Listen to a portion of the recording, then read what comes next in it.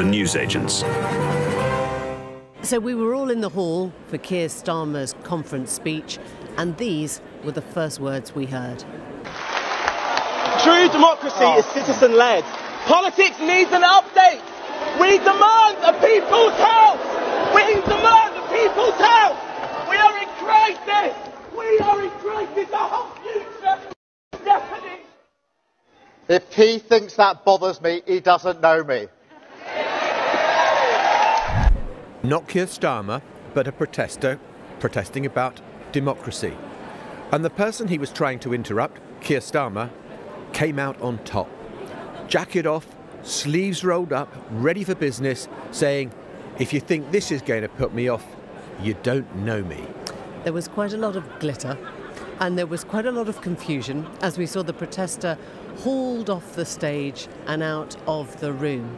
But in some ways, it couldn't have been a better beginning for the Labour leader. Welcome to the newsagents. The newsagents. It's John.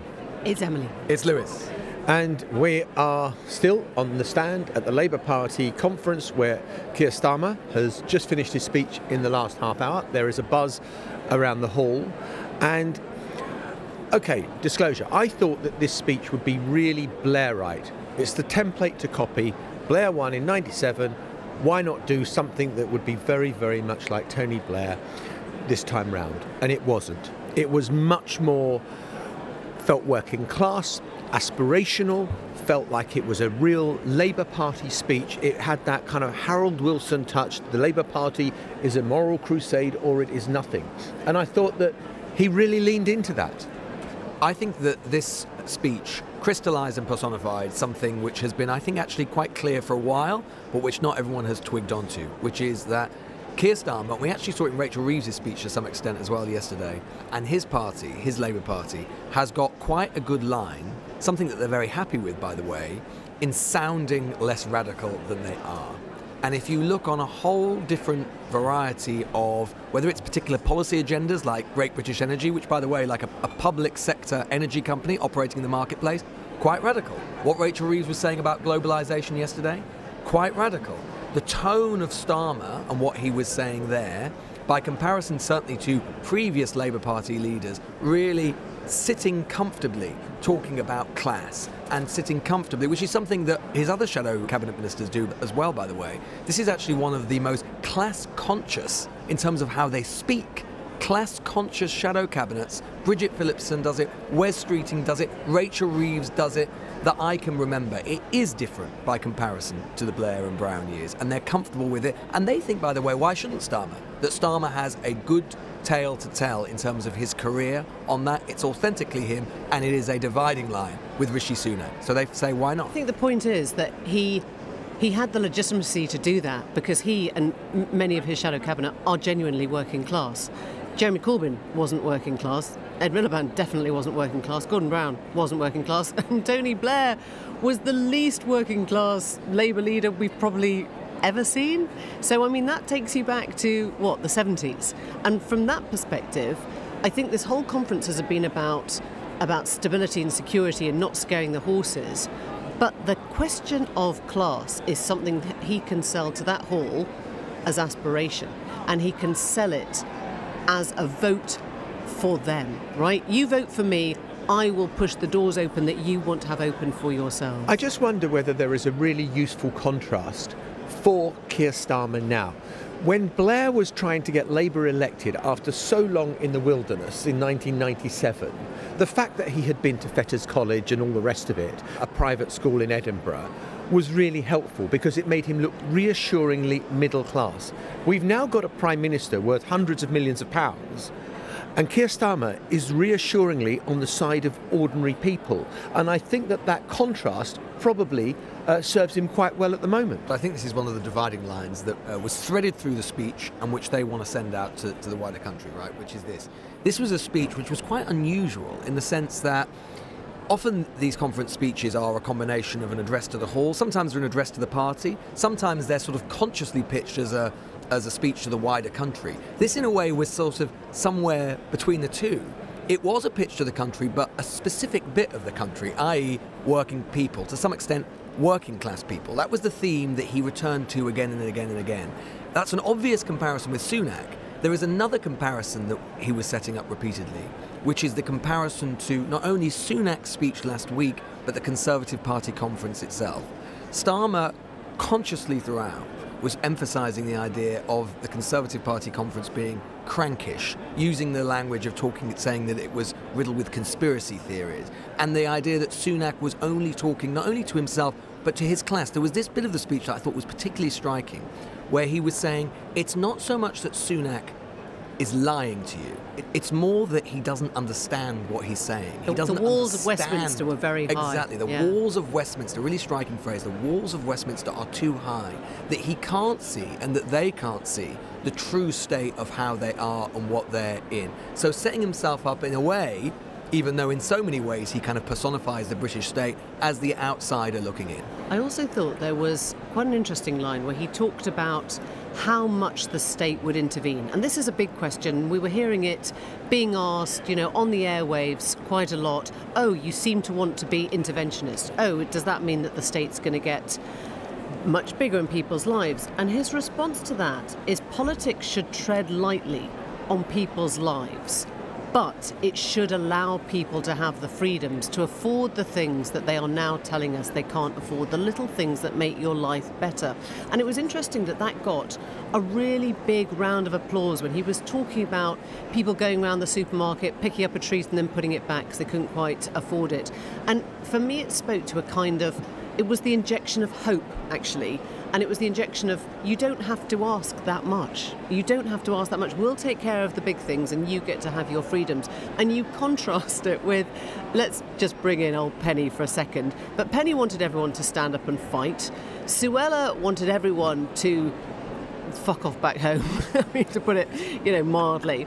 And Rishi Sunak didn't seem to find the note of optimism at all in his speech. And I thought there was something in Keir Starmer that didn't mention sunlit uplands or any sort of kind of terribly sort of conservative phrase, but did speak to something that was, I suppose, injecting a bit of sunlight there, actually. Well, it was also talking about building. There were lots of talk about building throughout. And, the one thing that, frankly, I'm tempted to invest in when I get home tonight is the shovel industry, because we've had Keir Starmer talking about shovels in the ground. We had Rishi Sunak last week speaking about shovels in the ground. It must be a great time to buy shovels. But who do you think's here? I mean, all the businesses are here because they see that there is massive amounts of money coming from Labour investment, right? Yeah. I was at a do last night. There was someone from Anglo-American Mining, said he'd never been to a party conference. His company had never been to a party conference before. And they are interested in being here because they sense that Labour is changing. We met someone, Emily, this morning at breakfast, who's in the shadow cabinet, who's going to play a key role in kind of a lot of this,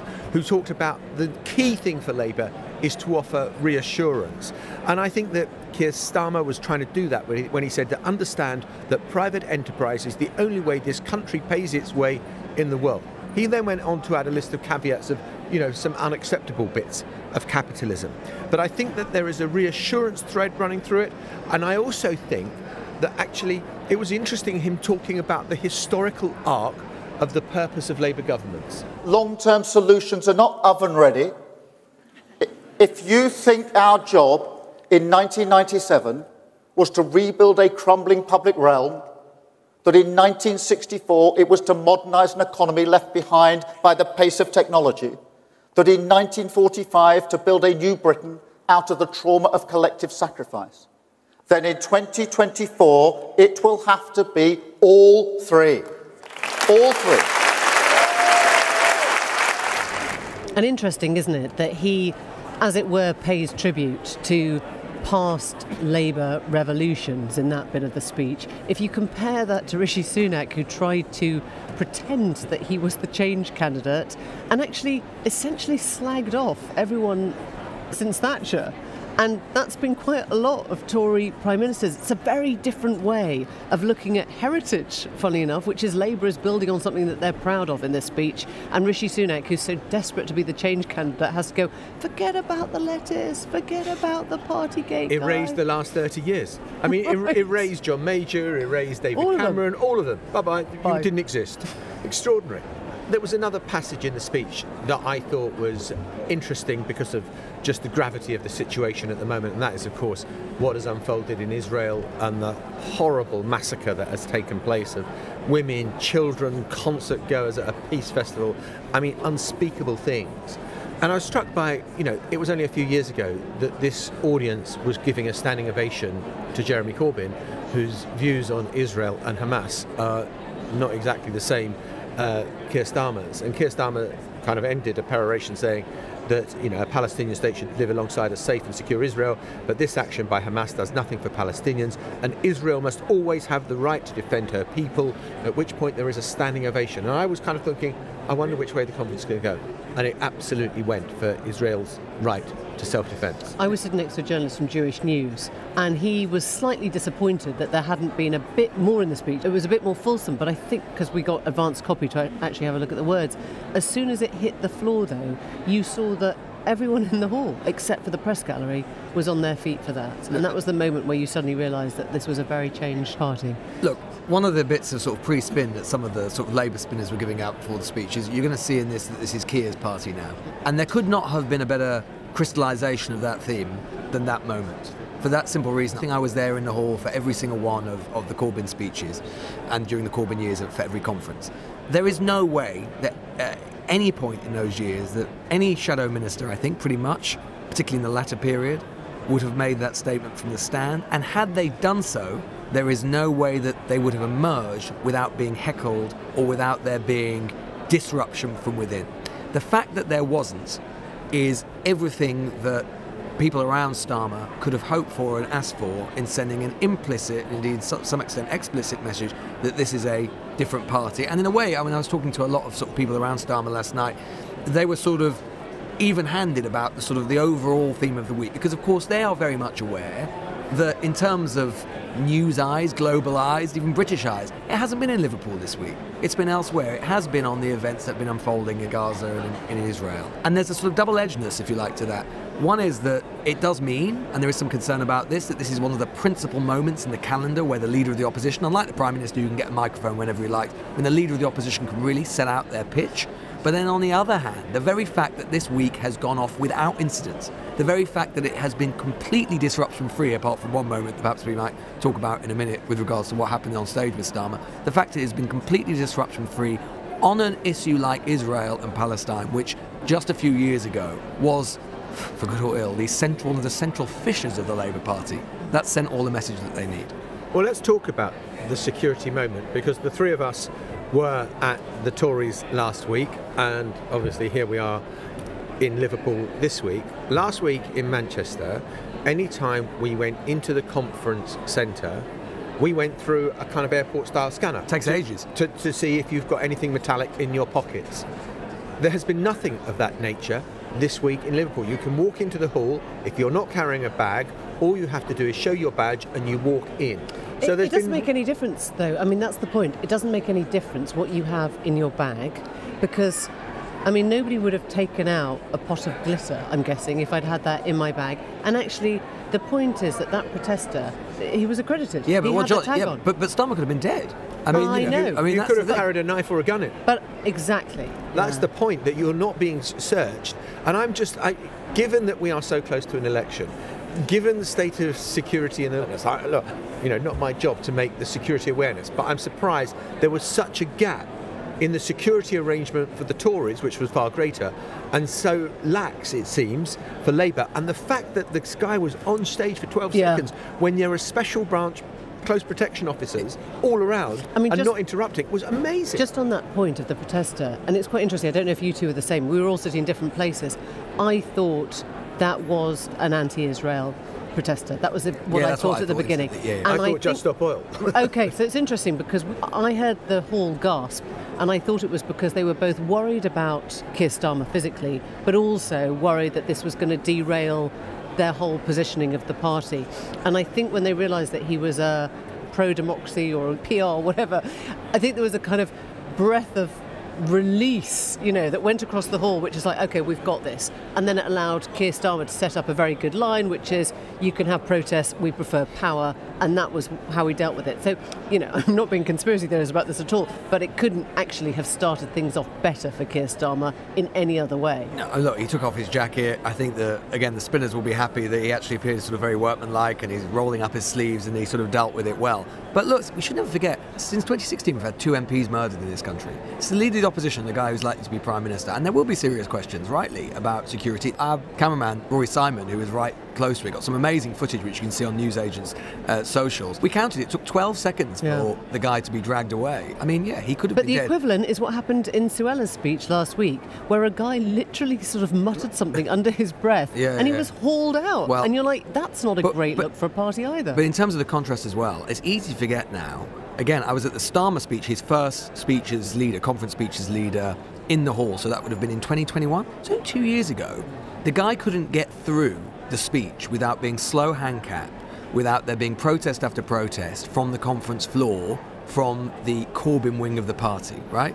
Fast forward 2 years, only 2 years, and we're in a situation where Starmer can say a statement like that about Israel and Gaza and get through to complete acclamation from within the hall. The spinners were right. It is his party now. We were having breakfast this morning with somebody who talked about Keir Starmer's decision-making process. And he said, if I take you back to the outbreak of the Ukraine war, February a year ago, 5 of his MPs had signed a Stop the War statement against Britain's sort of response to Ukraine and the Russian invasion. And Keir Starmer apparently just turned around and said, right, you get your names off that list, or you get your names off the Labour list of being an MP.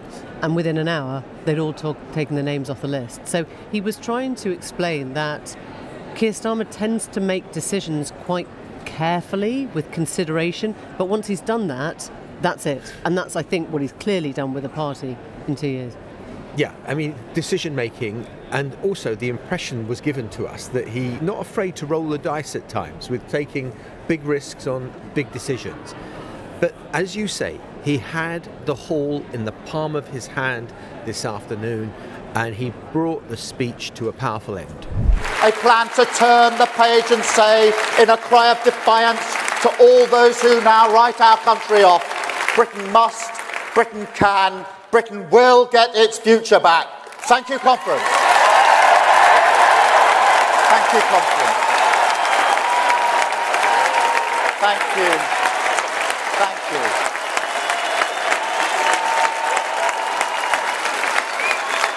Thank you, conference. Thank you, Neil. Thank you. Thank you, conference. Thank you, conference.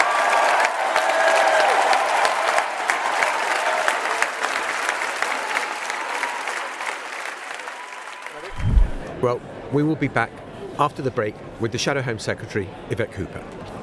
The newsagents. Well, joining us, just slipping into our studio here, is the Shadow Home Secretary, AET Cooper. I think we should start, AET, by just talking about the first 10 seconds, actually, of what happened on stage with Keir Starmer. It's a long time for a protester to actually be up there with a man who hopes to be Britain's Prime Minister. What's clear is that that protest didn't faze Keir Starmer in the slightest, and he went on to give this incredibly, really powerful speech. And the thing about protesters is he had that huge, contempt from the whole hall towards that. But what they want to do is they want to distract us. They want to get us talking about their protests rather than actually about the speech. And so the hall got on with it and went forward with a really important speech about the future of our country. Of course, but there's a serious security matter that someone was able to get up there and be up there for so long. I'm sure all that be dealt with, but in the end, this was a really important speech, and it allowed actually Keir to make that point that this is not a party of protest. This is a party of power, the party that wants to be the next government. The Labour Party has changed. Keir Starmer has changed the Labour Party, and what he was talking about today was how he's going to change the country. You've lost a Labour MP. We remember that really clearly, and the Conservatives have lost a Conservative MP in the last 2 years. Just going back to that question of security, do you worry about your colleagues? Do you worry that this stuff is getting getting more scary, actually.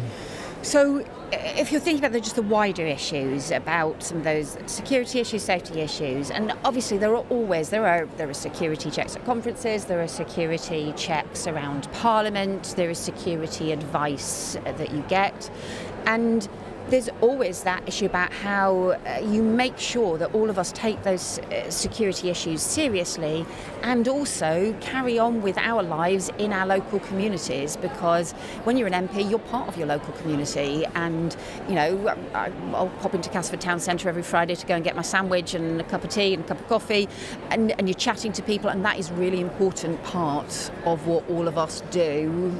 As MPs, you think of it as part of it's important about what you do as journalists, that you will go round and talk to people, but your faces are recognised and so on. So that is a balance, I think, for everybody.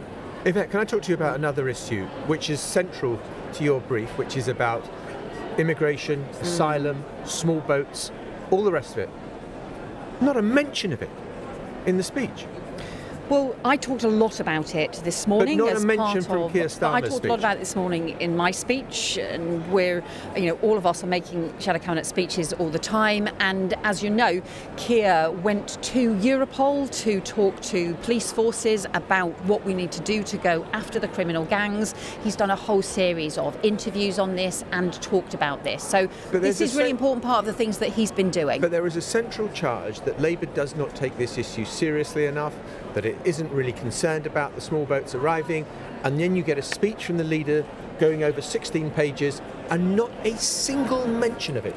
So I disagree with that, because what he set out today was the 5 missions and the different areas, but as he said many times before, the missions are of course based on having that platform of security that includes secure borders. So the things I was talking about this morning was about how we need to tackle these dangerous boat crossings that are putting lives at risk but are also undermining our border security. You've seen a massive growth in criminal gangs over the last few years as a result operating along our borders, and the Conservative government has just let that happen. Prosecutions of people smugglers has plummeted. That is not cracking down on the criminal gangs. So Labour has set out a plan to go after the criminal gangs, to take that incredibly seriously. And it's the thing that Keir was talking about was you've got to go after the supply chains. You've got to go after the money to stop the boats reaching the French coast in the first place. And we've set out plans to do that. We've set out plans to end asylum hotel use, and that frankly would save £2 billion as well. But what Keir was also then talking about today was this 10-year vision of national renewal, giving Britain its future back. And God, we need that right now after the 13 years we've had, and after the chaos, not just of the Tories in Manchester last week, but the chaos of 5 Tory prime ministers in 7 years, and the mess, the crisis in cost of living, the pressures that are facing families across the country. There is an unspoken ghost at this conference, and it's the ghost of all those people who think that Keir Starmer is leading in the polls now, but actually there's a big gap between can he maybe get to a premiership and can Labour get a majority. And that gap seems to be where everyone is focused right now, that yes, you might have found the place that people really pissed off with the Conservative government right now, but they're not in love with Labour. So the work that Keir's done, I think, has changed the Labour Party. And we've seen that. I mean, this is but that's a 2 huge years. difference. That's 2 years of work. A huge difference, and it was today. Substantial work. And I think what he was setting out today was his plan for changing the country and was a vision for the future. It's been a huge amount of work. It's setting out why you need to get economic growth and get our economy back on track after the damage the government's done, how you need to renew our public services, including our NHS for people who can't get dentist appointments, and to make sure our streets are safe so you get the neighbourhood police back in our communities. And that difference, I think, as well, of values. We're talking about the fair deal for working people being part of growing our economy. So dealing with the 0 hours contracts and the fire and rehire contracts, that is part of growing our economy rather than pitted against economic growth, which is the approach the Conservatives have taken, where we obviously have had unfunded tax cuts for the richest people in the country. Well, that ended up crashing the economy, putting it into crisis. So would you say this was an appeal to working class Britain? Is that who he was trying to talk to today? Because he did He did go on about class a lot. I think it was a pitch to the whole country because it's talking about how we bring the country together. You're right, he was talking about his working class background, about the family members, about the pressures that people feel under, and about the aspirations that people have, and the fact that so many young people cannot afford a home. So there's parents who are going to be worrying that their kids are going to be living with them forever because they can't afford to get a home of their own. There's people worried that they can't get the job or the training that they need. So he's talking about technical excellence colleges to properly value and boost the high-skilled technical education we need for the green jobs of the future, the jobs apprenticeships, on clean energy, on all of those things. So I think it was definitely an aspirational speech that reflected his background, his personal background, and I think it was a speech for everyone, but you're right, it was strongly as part of that was recognising the real pressures on working people. What do you think still needs to be done between now and whenever the general election is called? What is there that still needs to be achieved that you don't think is a done deal yet? I think we have to earn every vote. And that means working immensely hard. It means talking about the things people are really worried about, listening to people about the things that they're worried about. It does feel like the country is broken at the moment. It does feel like public services are broken. People feel like they can't afford to be optimistic about their own future, about their kids' future, because they feel so insecure. So we've got to be able to show how Labour can restore that sense of security for people in their own jobs, in their finances, in their kids' future as well, and also the sense of security on the streets. So all of this is going to be the debates we will have on the doorstep in countless streets and towns and cities right across the country.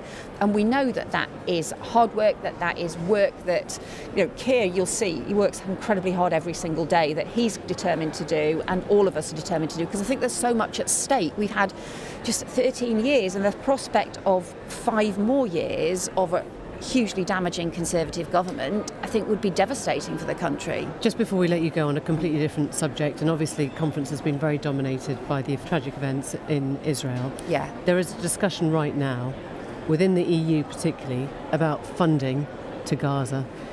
Do you want to see that funding stopped? Is that helpful? Do you believe that the funding that is going is funding terrorism, or is it helping Palestinian people who live there? So I don't know the details of that discussion that's taking place. What I say is this has been a devastating terrorist attack by Hamas, and we've seen young people killed at a music festival and families targeted in their own homes. And Israel has the right to defend itself and to try and secure the release of those hostages as well. And it's devastating. This sets back the cause of peace as well. This in is terms of money, terrible though, for do you everyone. think money into that region should stop?